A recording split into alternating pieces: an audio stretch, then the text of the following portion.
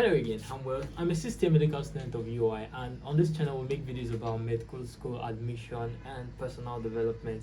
And this is about the time of the year when most institutions, university, polytechnic colleges are going to be releasing their PostUTME forms and announcing their PostUTME dates. And in this video, I'm going to be sharing some valuable insights to help you prepare most effectively and smartly for this exam. So please subscribe to the channel, like the video, and ask any question if you have concerning your institution PostUTME. I'm going to try my best to answer them. And also, you are invited to also attempt or answer questions in the comment section if you have answers to them. This is a community and we help each other out. So I have a couple of tips, and the first and most important tip is to know your institution and know the modality for your exam. Different institutions have different modality for these exams. Some institutions don't even write exams at all they do is screening. For these schools, you don't need to prepare for any PostUTME, but for a lot of schools there is an exam which is the PostUTME, and the modality for this exam also differs. Some institutions, what they do is to test everybody regardless of what department or what course you're going for.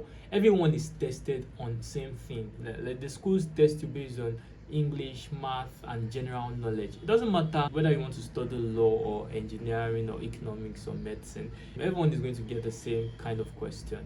And on the other hand, there are some schools that are going to test you based on the combination you took in JAMB, which is based on the course you're choosing. Also, there are some schools that always ask general knowledge. So the first and most important step to prepare for any exam is actually know what the exam is and know what you are required to know.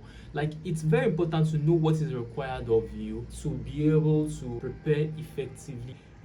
A tailored precision preparation is the best for PostUTME, so you know what to read and what not to read. So this is very important. Now, how do you know about the institution? How do you know what you're required of? The first way to know is your institution official website. All institutions, well, I don't think I've seen any institution that doesn't have an official website. They usually have a page on the website for admission. Please click on that page and read as much as possible. Read everything you can read about the admission. You are probably going to see information that will guide your preparation. You're going to see details about how the exam is going to be. But yes, you might not see all of the information you need to know on the admission website, which is why talking to people that are experienced in the PostUTME you want to write, preferably students that are already studying in that school, might be very helpful. So people that have written this PostUTME before and are in the school, they have an idea of what the exam is like. The reason why I said you should check the official website is because sometimes the institution can decide to change the modality. They can decide that, okay, this year we're changing the kind of exam. I think it is just fair if they're going to change such exam to put it on their website, and when you check their website is the only way you can find this information. Also, this is the age of information has been democratized.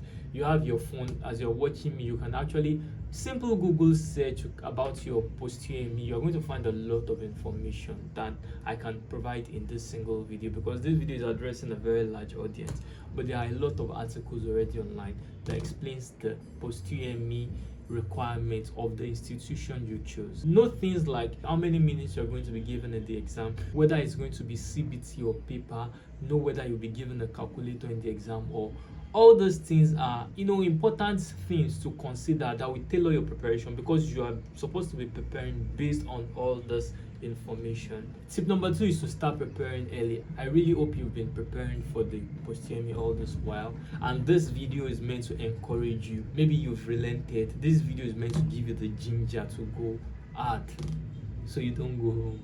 Okay, so there's this thing I used to tell myself, especially when I'm preparing for an exam that is like time bound, that is some time into the future, and I know once I've written this exam I'm not writing it anymore.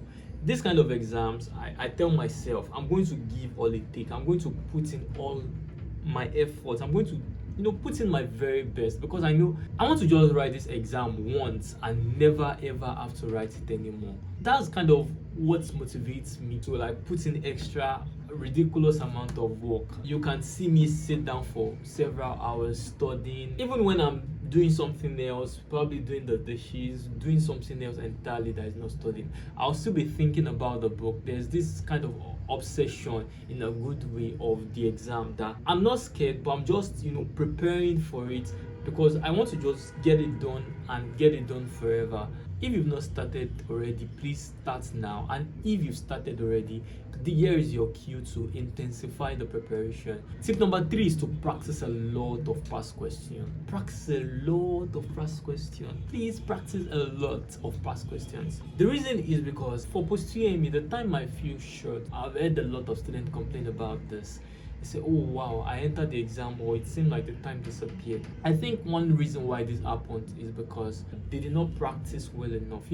There's the thing where you have knowledge, you know something, you actually know all these things, but you don't have the speed to bring the information quick from your head. You don't have the information at your fingertip that once they ask you something, immediately, like at spinal cord level, you are giving the answer to it. The way you can come to that stage, to that level, is by practicing. So the more you practice, the better you get, the more closer to your fingertip the information is, and the easier it is for you to recall fast, and it just makes it all the more easier and better for you. What past questions should you practice, and where should you find them? Some institutions release some sort of practice questions for you, like they actually release these questions so you can practice with, whereas a lot of institutions don't. So it might be more difficult for this institution, but I'm sure if you look around, you're going to find a lot of past questions. If I were in your position, what I'm going to do is to try to look for the most important, most relevant past questions, the one I think might be from the school. After that, but I'm not going to stop at that, I'm going to practice all these questions, but any other past question I lay my hands on.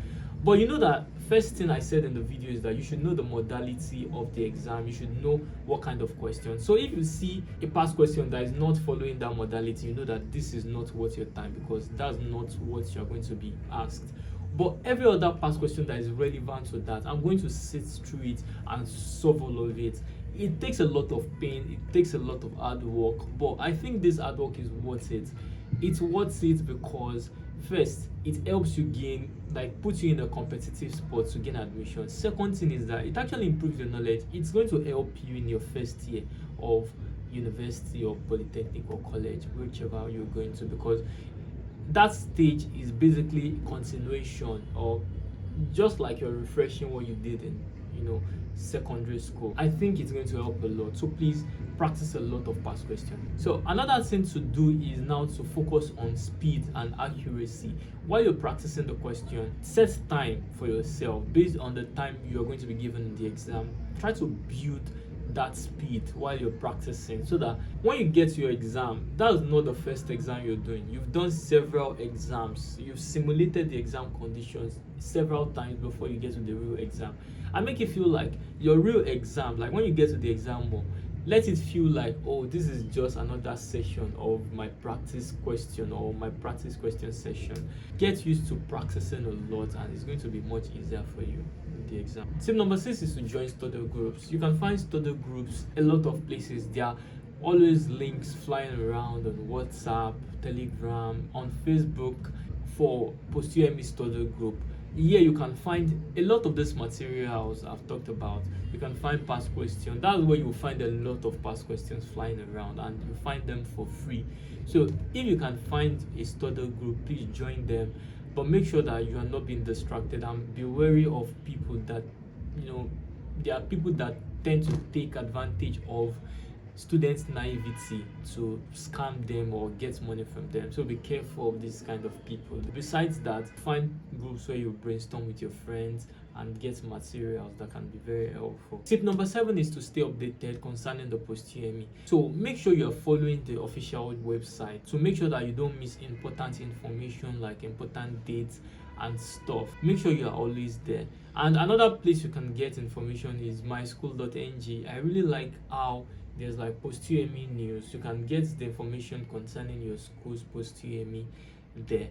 Just make sure you're checking regularly. Check your official school website regularly check online, Google search, check very often to make sure you don't miss any information. Now, the last tip is for when the exam is close. When the exam is close, I want you to, everything I've said, especially about practicing, please do it more around this time. Try to simulate the exam condition. Imagine yourself in the exam room, in the exam hall. Practice as if you're in the exam hall. Doing this makes you familiarize yourself with the exam condition you will meet, so that by the time you eventually get to the PostUTME room, you're not going to be that nervous. So on your exam day, make sure you get to your exam venue early. Please get there early. And when you get to the exam hall, try to stay as calm as possible. Try to put yourself in the best state possible. Don't eat food that will make you purge. In fact, I'll encourage you sleep the previous night to your exam. If you start reading now, you don't have to pull all-nighter on the night of your exam. You should sleep on the night. And when you get to the exam hall, use smart strategies to improve your chances of picking the correct answer. I made a video on how to answer MCQ. I think this video will be very valuable to you on tips and tricks you can use that will help increase your chances of picking the correct answer. Yeah, that's it for me in this video. And remember that as you're working hard, you should also pray. Pray that God helps you and make everything easy for you. Thank you for watching the video. Please like the video, subscribe to the channel, share this video with someone you think might also find it helpful, and I'll see you in the next one. Bye bye.